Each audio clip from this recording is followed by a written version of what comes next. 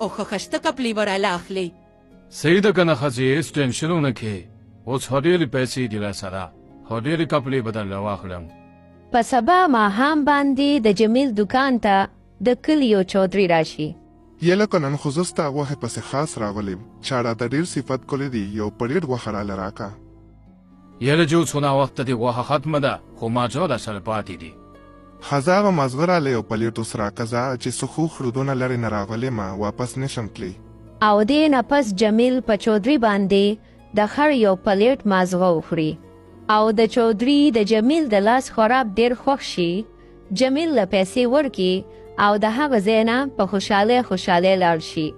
خو په سبا باندې چودري د جمیل د دکان مخې ته خفه ناست وي. ولې چودري صاحب څه وشو؟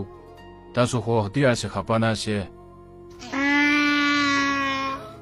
پرون چې مې ستا دکان نه غوښه خوړلې ده دا چله باندې شوي دي یو شان د خر اوازونه کوم چې دا ولې.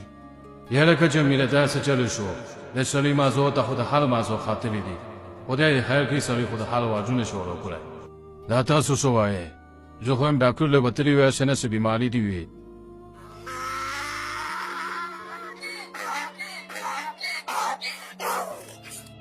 او کنه یاره زه اوس ورځم ډاکټر له ډېر زیات خراب شوم. او دې نه پس چودري اتفاق سره د سردار قصاب دکان ته لاړ شي.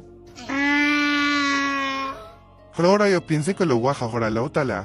چودري صاحب ستاسو په دې اواز څه وشو؟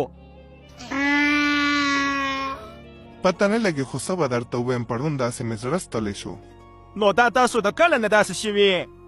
یاره دا زه د پرون ماښام نه داسې شوې ما. او دې نه پس چودري سردار قصاب ته ټوله قصه بیان کی. ها نو زه ویم چې دې زما نوم غوښه نیولي او په کلي کې دا خره خو مغیبېږي. زما په خیال چې جمیل د خر غوښه خرڅوي. او دې نه پس سردار قصاب چودري ته د جمیل ټوله قصه بیان کی چې د هغې په اورېدو چودري هم سخت غوسه شي. په سبا باندې سردار قصاب او چودري کریم له لاړ شي.